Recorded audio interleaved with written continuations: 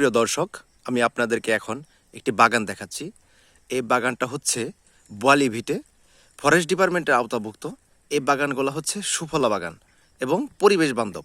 সুফলা হওয়ার কারণ হচ্ছে বিভিন্ন ধরনের ঔষধি এবং ফলজ গাছ এই প্লটগুলোর মধ্যে রোপণ করা হয়েছে এবং পরিবেশ বান্ধব বলার কারণ হচ্ছে এটা খুবই পরিবেশ বান্ধব বাগান।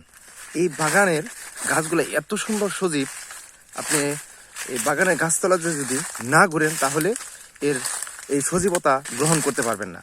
আর এই বাগানগুলার মেন উদ্দেশ্য হচ্ছে পরিবেশকে রক্ষা করা।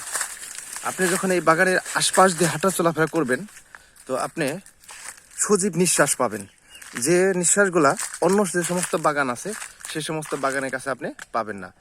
এবং এই গাছগুলো খুবই কার্যকারী। দেখেন, এই যে আমি আপনাদেরকে দেখাচ্ছি, এটা আমাদের বোয়ালি ভিটে বিভিন্ন জায়গায় প্লট আকারে এই গাছগুলো নতুন রোপণ করা হয়েছে। এই যে আমি গাছের নিচেও দেখাচ্ছি আপনাদেরকে, সুন্দর। এই প্লটটা আমার বাড়ির পাশেই। তো সকালবেলায় এবং বিকেলবেলায় যদি আপনি এই গাছের পাশে আসেন তাহলে আপনি সজীব নিঃশ্বাস পাবেন এবং খুবই ভালো লাগবে।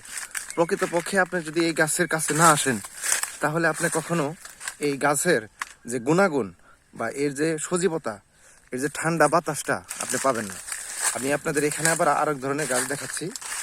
এই গাছগুলো একটু অন্য প্রকৃতির।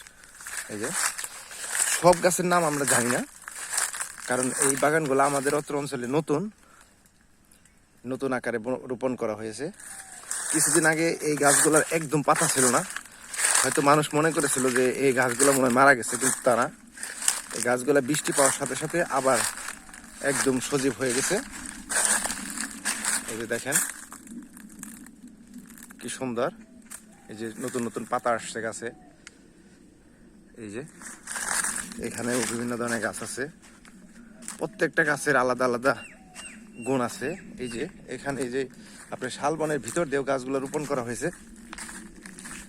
এই সামনে আমি আপনাদেরকে নিয়ে যাচ্ছি। এই যে সামনে এটাই হচ্ছে আমাদের নোলা ফরেস্ট অফিস।